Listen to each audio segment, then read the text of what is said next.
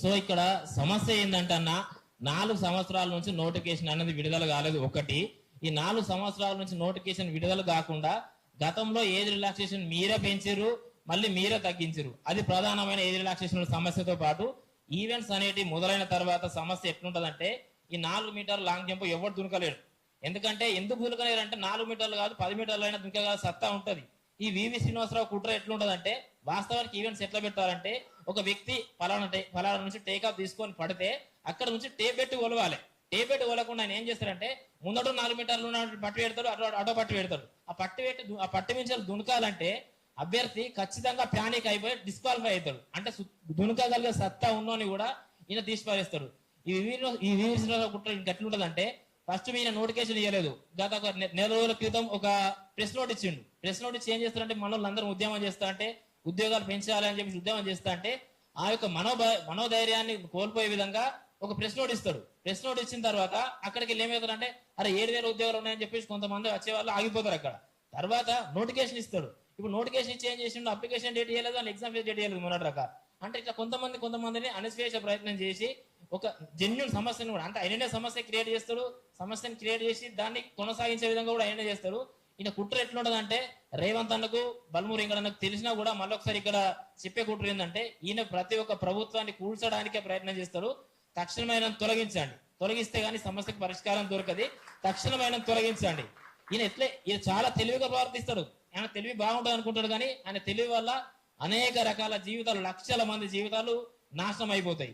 So కాబట్టి ఈ సమస్యను దయచేసి మీరు అందరూ ఎక్కువగా దీన్ని ప్రచారం చేసి మీరు ఈ సమస్యను తీర్చే విధంగా ప్రయత్నం చేస్తారని చెప్పేసి భావిస్తున్నా. అయితే ఇంకా ఇక్కడ విషయం ఏంటంటే మళ్ళీ ప్రధానంగా మీకు మళ్ళీ ఒకసారి అర్థమయ్యే విధంగా చెప్తానా. జియో నెంబర్ 60 ద్వారా గతంలో ఉన్న ప్రభుత్వం జియో నెంబర్ 60 ద్వారా కరోనా కారణంగా 3 సంవత్సరాలు అదనంగా రిలాక్సేషన్ కల్పించడం జరిగింది.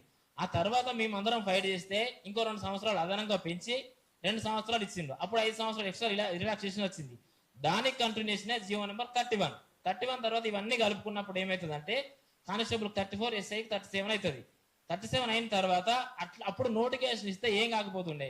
ఈయన అన్ని బడాయి మాటలు మాట్లాడుకుంటా ఇప్పుడు లింగ్ 4,000-7,000 ఉద్యోగాలు ఇచ్చుకుంటా ఇంకా ఏది రిలాక్సేషన్ తగ్గించిండు. గతంలో నోటిఫికేషన్ ఇస్తే ఏం కాకపోతుండే, ఇంత పంచాయతీ ఉండకపోతుండే. 4 ఏళ్ల నుంచి నోటిఫికేషన్ ఇవ్వలేదు కాబట్టి అందరికి వయోభారం పైన పడింది కాబట్టి ఈ యొక్క రిలాక్సేషన్ పెంచవలసిన పరిస్థితి ఏర్పడింది. కావున ఈ రిలాక్సేషన్ పెంచుతూ అందరికీ ఎలాంటి సమస్యలు లేకుండా నోటిఫికేషన్ సజావుగా సాగాలని ఇచ్చినటువంటి 7,000 నోటిఫికేషన్ యొక్క ఆ యొక్క నోటిఫికేషన్ కూడా ఎలాంటి సమస్యలకు గురి కాకుండా పారదర్శకంగా పోవాలని చెప్పేసి కోరుకుంటున్నాం. లేదా ఇలాంటి ఈ సమస్యలను సవరించకుండా ఇట్లనే కొనసాగించుకుంటూ పోతే ఇప్పుడు ఇంట్లో ఇంకొన్నటువంటి లీగల్ సమస్య కూడా చెప్తా. ఇక్కడ మనకి నోటిఫికేషన్ ఇచ్చిండు హైదరాబాద్ ప్రాంతాన్ని మినహాయించుకొని వివిధ రకాల జిల్లాలకు మాత్రం నోటిఫికేషన్ ఇవ్వడం జరిగింది. అయితే అందులో ఒక ఎస్పీఎఫ్ అన్న నోటిఫికేషన్ ఉంటుంది, స్టేట్ వైజ్ ఉద్యోగాలు.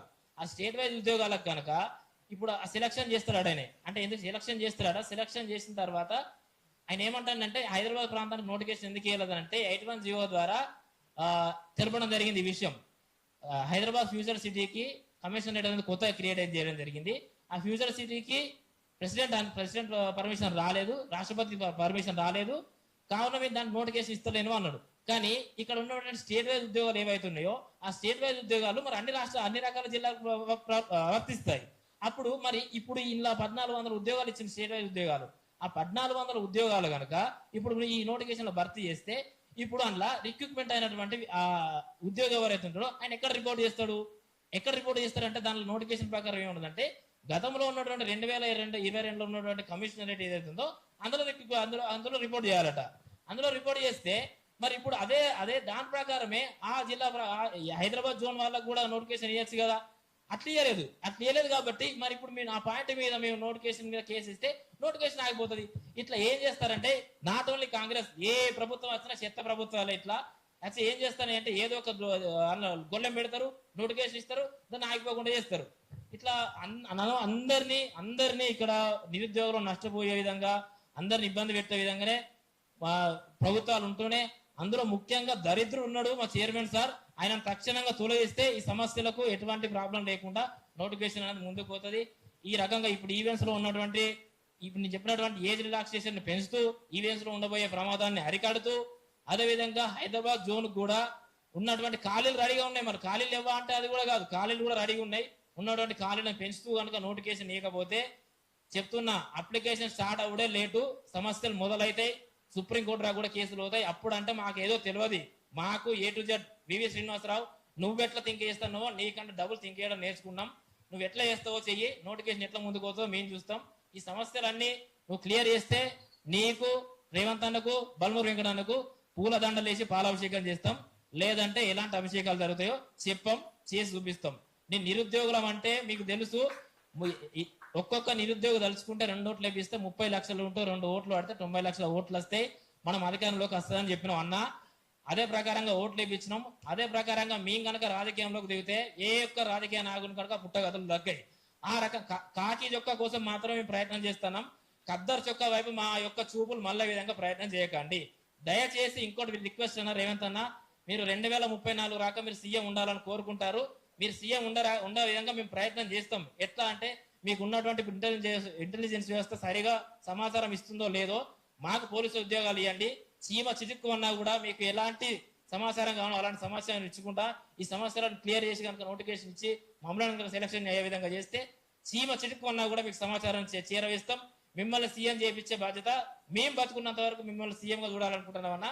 మీరు 2034 కాదు, మేము బతుకున్నంత వరకు మీరు సీఎం ఉండాలని కోరుకుంటున్నాం. మీరు సీఎం మిమ్మల్ని సీఎం చేసే బాధ్యత మాది, మా సమస్యలను తీర్చే బాధ మీది. వెంకటన్న, ముఖ్యంగా వెంకటన్నకి ఇక్కడ మరో సందర్భం ఇంకో విషయాన్ని గుర్తు చేస్తానా. గతంలో ఇదే 4 మీటర్ల లాంగ్ జంప్ ఉన్నది అని అంటే నువ్వు మా ముందట నుండి అందరు పట్టుకొని పొద్దున 10 గంటల నుంచి మొదలు పెడితే రాత్రి 2 గంటల దాకా నువ్వు అసెంబ్లీ గాంధీ భవన్ లో కూర్చుని పెట్టుకొని ధర్నా చేసినావు. అందులో నీ పక్కనే కూర్చుంటే రాత్రి 2 గంటల దాకా నీ పక్కనే ఉన్నా. ఆ పోలీసులు గుంజుకపోయినా కూడా కాలు పట్టుకుని కింద కూడా అడ్డం పడ్డా. ఆ ప్రత్యేక సాక్ష్యం అశోక్ సారు అండ్ మన బల్మూరు వెంకటన్న. ఇప్పుడు అదే 4 మీటర్లు ఉన్నది, అదే 4 మీటర్లు తగ్గించి ఒకవేళ కనుక వివి శ్రీనివాసరావు వినకుంటే అదే మాదిరిగా 4 మీటర్లు ఉంటే బల్మూరు వెంకటన్న నచ్చిపోయి కొట్లాడతాడా? ఆయనకి ఎమ్మెల్సీ పదవి వచ్చింది కదా, ఇప్పుడు ఎమ్మెల్సీ పదవిని అడ్డం పెట్టుకొని పక్కన ఉంటావా? అదే రకంగా కొట్లాడతావా? ఈ మీడియా సమావేశంగా బల్మూరు వెంకటన్న అడిగే ప్రధాన క్వశ్చన్ అదొకటి. అదేవిధంగా 4 ఏళ్ల నుంచి నోటిఫికేషన్ రాలేదు కాబట్టి ఆయననే కథానాయకుడు అయిపోయి ఏజ్ రిలాక్సేషన్, ఈ 4 మీటర్లు ఉన్నటువంటి లాంగ్ జంప్ ను ఈవెంట్స్ లో మెడికల్ సిక్ అయిన వారికి ఆ యొక్క మెడికల్ సిక్ అయితే వాళ్ళకు తదుపరిగా ఎక్స్క్యూజ్ చేసి వాళ్ళకు ఏదో 10 రోజులు 20 రోజులు టైం ఇస్తూ వాళ్ళకు ఈవెంట్స్ కొట్టే విధంగా కనుక అవకాశం కల్పించకుంటే, ఈ హైదరాబాద్ లో కనుక ఉద్యోగాలు పెంచకుంటే ఎట్లుంటుందో సినిమా ఇప్పుడు ఎట్లుంటుందంటే ఇక చెప్పాం, చేసి చూపిస్తాం. Thank you sir. అశోక్ సార్కి ప్రత్యేకంగా ధన్యవాదాలు. ఈ యొక్క సమస్యను మీడియా వైపు పోయే విధంగా వివిధ రకాలుగా ప్రచురించే విధంగా అశోక్ సార్ ఎప్పుడు మాకు అండగా ఉంటాడు. అశోక్ సార్కి మరొకసారి ధన్యవాదాలు. దీన్ని ఎక్కడ తీసుకుపోను అక్కడ తీసుకుపోతాం. Thank you sir. ప్రతి ఒక్క మాటను మీరు మీడియాలో వచ్చే విధంగా చూస్తారని చెప్పేసి రిక్వెస్ట్ చేస్తున్నా, వచ్చే ప్రయత్నం చేయండి. Thank you sir. అలాగే జియో నెంబర్ 46 పేరుతో సుదీర్ఘంగా ఈ పోలీస్ రిక్రూట్మెంట్ బోర్డు పైన కొట్లాడుతున్నటువంటి ఆకాశ్ ని మాట్లాడాల్సిన కోరుతా ఉన్నాం. బ్రీఫ్ గా చెప్పేసి. ముఖ్యంగా ఏజ్ రిలాక్సేషన్ కోసం పోరాడుతున్న మా అన్నలందరికీ కూడా ప్రత్యేకమైన కృతజ్ఞతలు. ఈ మీటింగ్ కి నన్ను కూడా ఆహ్వానించినందుకు. ముఖ్యంగా ఇందులో చాలా మంది అందరూ అదే విషయాలు చెప్పారు. మరలా నేను ఆ విషయాలని షార్ట్ కట్ లో లాజిక్స్ లో ఈ ప్రభుత్వానికి అర్థమయ్యేలా చెప్తాను. ముఖ్యంగా మన రేవంత్ రెడ్డి గారు అధికారంలోకి రాగానే కేసు